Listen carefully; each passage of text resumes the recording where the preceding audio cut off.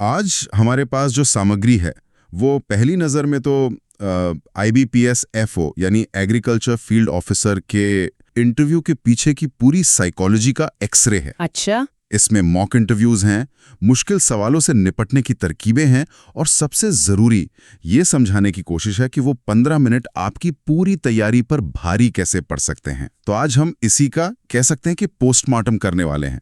हमारा मकसद सिर्फ ये जानना नहीं है कि क्या जवाब देना है, बल्कि ये समझना है कि एक इंटरव्यू पैनल असल में ढूंढ क्या रहा है। सही बात है। वो आपके ज्ञान के पीछे आपके किरदार को कैसे तौलते हैं। तो चलिए जरा इसे खोद कर देखते हैं कि असल में मामला क्या है। बिल्कुल। और इसमें जो सबसे दिलचस्प बात है वो ये है कि एक इंटरव्यू वो ज्ञान की परीक्षा कम और दबाव में आप कैसे इंसान हैं इसकी परीक्षा ज्यादा होता है। हाँ, पैनल ये जानता है कि आपने लिखित परीक्षा पास की है तो आपको फैक्ट्स तो पता ही होंगे। अब वो ये देखना चाहते हैं कि क्या आप उन फैक्ट्स को समझदारी और परिपक्वता के साथ पेश कर सकते हैं, खासकर जब माहौल थोड़ा तनावपूर्ण हो। एग्जैक्टली। ये पूरा खेल पर्सनालिटी का है। सही कहा। और इसी पर्सनालिटी की नींव वीडियो की शुरुआत में ही रख दी गई है। 3 बहुत ही सीधी सादी सलाहें। विनम्र रहें, शांत रहें और आत्मविश्वासी रहें। हाँ बिल्कुल। सुनने में तो ये बहुत बेसिक लगता है, जैसे स्कूल में सिखाया जाता है, लेकिन कहा गया है कि अगर आपको जवाब ना भी आता हो तब भी आपका आत्मविश्वास नहीं डगमगाना चाहिए। और ये सलाह सोने की तरह है। इसे थोड़ा खोलकर समझते हैं। पैनल में बैठे लोग वो बहुत अनुभवी होते हैं। वो सेकंडों में घबराहट भांप लेते हैं। जब आप शांत रहते हैं तो ये संदेश जाता है कि आप मुश्किल हालात में बिखरेंगे नहीं, जो एक फील्ड ऑफिसर के काम का अहम हिस्सा है। सही। विनम्रता दिखाती है कि आप सीखने को तैयार हैं और टीम में फिट हो सकते हैं। और आत्मविश्वास वो आपकी लीडरशिप की निशानी है। वीडियो में एक और दिलचस्प सलाह है, यस मैन बने। अब ये सुनकर तो मतलब दिमाग में चापलूसी वाली तस्वीर बनती है। हाँ, ये थोड़ा कंफ्यूजिंग लग सकता है। क्या इसका मतलब यही है कि हर बात पे हाँ में हाँ मिलानी है? नहीं, बिल्कुल नहीं। यहाँ यस मैन का मतलब चापलूसी नहीं, बल्कि एक सकारात्मक और काम हो जाएगा वाला रवैया है। अच्छा, एक कैन डू एटीट्यूड। हाँ, एक फील्ड ऑफिसर को रोज नई चुनौतियों का सामना करना पड़ता है। पैनल ये देखना चाहता है कि उम्मीदवार का रवैया समस्याओं को सुलझाने वाला है या उनमें उलझने वाला। तो yes sir, I will try my best कहना, या yes sir, this can be done कहना। ये दिखाता है कि आप जिम्मेदारी लेने से नहीं डरते हैं। ये एक प्रोएक्टिव रवैया है, चापलूसी नहीं। ठीक है। तो एक बार जब उम्मीदवार अपनी मानसिकता और व्यवहार तैयार कर लेता है तो उसे अपनी कहानी भी तो सुनानी होती है। और यहीं पर वो क्लासिक सवाल आता है जिससे हर एग्रीकल्चरल ग्रेजुएट डरता है। आपने BSc एग्रीकल्चर ही क्यों चुना? हाँ, वही। सबसे मजेदार बात तो ये है कि ये सलाह देने वाले ने खुद मजाक में माना कि जब पहली बार एक मॉक इंटरव्यू में उनसे ये सवाल पूछा गया तो उनके पास कोई जवाब ही नहीं था। बिल्कुल। इससे पता चलता है कि यह सवाल जितना आसान लगता है उतना ही मुश्किल है। वीडियो में इसके लिए 2 रास्ते सुझाए गए हैं। पहला, पारंपरिक जवाब कि परिवार कृषि से जुड़ा है, बचपन से खेतों में लगाव रहा, वो सब। हाँ। और दूसरा, एक बहुत ही ईमानदार जवाब कि मेडिकल या इंजीनियरिंग में दाखिला नहीं मिला तो एग्रीकल्चर को एक प्रोफेशनल डिग्री के तौर पर चुना और अब इसी में भविष्य देखता हूं। पर मेरा एक सवाल है, क्या ये ईमानदारी वाला जवाब कि मेडिकल में नहीं हुआ उम्मीदवार को कमजोर नहीं दिखाता? बहुत अच्छा सवाल है। मतलब क्या पैनल ये नहीं सोचेगा कि कृषि तो बस एक दूसरा विकल्प था, पहला प्यार नहीं? देखिए, यहीं पर आपकी परिपक्वता की परीक्षा होती है। अगर आप सिर्फ इतना कहकर रुक जाते हैं कि मेरा सिलेक्शन नहीं हुआ तो ये कमजोरी लगेगी। अच्छा। लेकिन अगर आप अपनी कहानी को ऐसे फ्रेम करती हैं, सर शुरुआत में मेरी प्राथमिकताएं अलग थीं, लेकिन जब मुझे मौका नहीं मिला तो मैंने एग्रीकल्चर को एक विकल्प के तौर पे नहीं बल्कि एक अवसर के तौर पर देखा। ओके, तो नजरिया बदलने वाली बात है। बिल्कुल। आप आगे कह सकती हैं, इन 4 सालों में मैंने इस सेक्टर की संभावनाओं को समझा है और अब मैं पूरे यकीन के साथ कह सकता हूं कि मैं इसी क्षेत्र में अपना करियर बनाना चाहता हूं। वाह। तो ये आपकी ईमानदारी नहीं बल्कि आपकी मैच्योरिटी और प्रैक्टिकल सोच को दिखाता है। ये बताता है कि आप अपनी जिंदगी के फैसलों की जिम्मेदारी लेते हैं। कमाल है। मतलब जवाब वही है, बस उसे पेश करने का तरीका सब कुछ बदल देता है। बिल्कुल। चलिए अब पर्सनालिटी से आगे बढ़कर ज्ञान की बात करते हैं। सिर्फ अच्छी कहानी से तो काम नहीं चलेगा, ज्ञान भी तो परखना होगा। हाँ, अब आते हैं मुद्दे की बात पर। और यहीं पर सरकारी योजनाएं और बैंकिंग की बेसिक जानकारी सबसे बड़ा फिल्टर बन जाती है। वीडियो में एक सवाल है, किसानों की आय दोगुनी करने वाली 3 सरकारी पहलों के नाम बताइए। एक बहुत ही स्टैंडर्ड सवाल। और जवाब में पीएम किसान, फसल बीमा योजना, कृषि सिंचाई योजना और केसीसी जैसी योजनाओं का जिक्र है। साथ में एक फॉर्मूला भी दिया गया है। हाँ, वो 3 चीजों वाला। हाँ, कि किसी भी योजना के बारे में बताते हुए 3 चीजें जरूर बताएं। स्पॉन्सर कौन है, शुरू होने का ईयर क्या है और ऑब्जेक्टिव यानी मकसद क्या है। ये ढांचा एक बहुत अच्छी शुरुआत है, लेकिन मैं इसमें एक चौथी चीज जोड़ना चाहूंगी, प्रभाव यानी इम्पैक्ट। प्रभाव। हाँ, देखिए, पैनल यहाँ सिर्फ रट्टा तोता ज्ञान नहीं जांच रहा, वो ये देख रहा है कि क्या उम्मीदवार सरकार की कृषि रणनीति के स्तंभों को समझता है। जैसे सीधा आय समर्थन के लिए पीएम किसान, जोखिम प्रबंधन के लिए पीएमएफबीवाई, इंफ्रास्ट्रक्चर के लिए पीएमकेएसवाई और क्रेडिट तक पहुंच के लिए केसीसी। अच्छा, तो सिर्फ योजना का नाम नहीं, उसके पीछे की सोच भी बतानी है। बिल्कुल, सिर्फ नाम, साल और उद्देश्य बता देना तो किताबी जानकारी है, लेकिन अगर आप साथ में एक लाइन में ये भी बता दें कि सर केसीसी को अब पशुपालन और मत्स्य पालन तक बढ़ा दिया गया है, जिससे ग्रामीण आय के स्रोत और भी विविध हुए हैं, तो ये आपके जवाब को वजन देता है। ये बहुत गहरी बात है। ये दिखाता है कि आप जमीन से जुड़े हैं। सही। अब थोड़ा और तकनीकी होते हैं। अगला पड़ाव है आरबीआई और उसकी मौद्रिक नीति।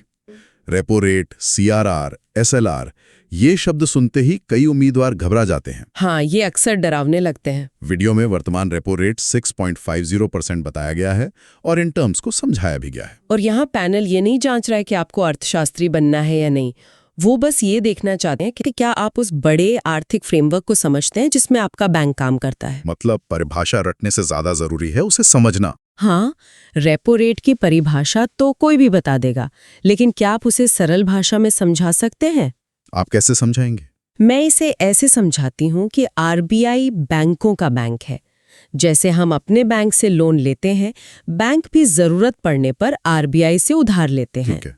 उस उधारी पर जो ब्याज बैंक आरबीआई को चुकाता है, वही रेपो रेट है।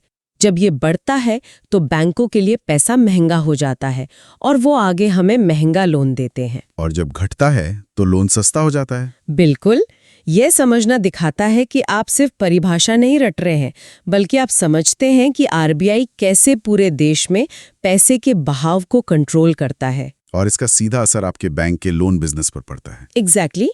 इससे तो विषय काफी आसान हो गया। बैंकिंग से जुड़ा एक और बड़ा और डरावना शब्द है एनपीए, नॉन परफॉर्मिंग एसेट, जिसे आम भाषा में बैड लोन कहते हैं। वीडियो में बताया गया है कि एक सामान्य टर्म लोन 90 दिन तक ईएमआई ना भरने पर एनपीए हो जाता है, लेकिन केसीसी जैसे कृषि लोन को एनपीए बनने में 3 साल तक लग सकते हैं। हाँ, और एक फील्ड ऑफिसर के लिए ये अंतर जानना कितना जरूरी है। बहुत बहुत जरूरी है। ये सिर्फ एक नियम नहीं है, इसके पीछे एक तर्क है। पैनल आपसे पूछ सकता है, केसीसी के लिए इतनी लंबी मोहलत क्यों? और इसका जवाब? इसका जवाब आपके समझ को दर्शाता है। केसीसी में ज्यादा समय इसलिए दिया जाता है क्योंकि फसल चक्र लंबा होता है, किसान की आय रोज या हर महीने नहीं आती, बल्कि फसल बिकने पर आती है। हाँ, और कई बार सूखा या बाढ़ की वजह से फसल खराब हो जाती है। ये नियम बैंकिंग नीतियों में कृषि की जमीनी हकीकत को ध्यान में रखकर बनाया गया है। तो ये क्यों समझाना ही आपको बाकियों से अलग करेगा। बिल्कुल। अब आते हैं सबसे मुश्किल हिस्से पर, जिसे मैं प्रेशर कुकर मोमेंट कहता हूँ। वीडियो में एक मॉक इंटरव्यू का विश्लेषण है, जहां उम्मीदवार से पहले तो किसानों की आम समस्याओं के बारे में पूछा जाता है, जैसे छोटे खेत, मानसून पर निर्भरता, तकनीक की कमी। ये तो सब ठीक था, ये तो सेफ सवाल है। लेकिन फिर इंटरव्यू लेने वाला एक गुगली फेंकता है मौजूदा किसान आंदोलन पर। सवाल है, क्या सरकार को उनकी मांगे मान लेनी चाहिए?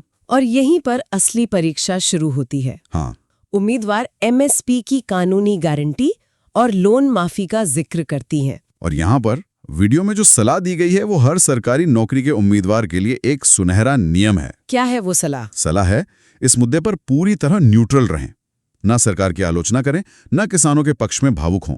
तो फिर जवाब क्या होना चाहिए? आपका जवाब होना चाहिए, सर ये एक नीतिगत मामला है और इस पर सरकार और किसान प्रतिनिधियों के बीच बातचीत चल रही है।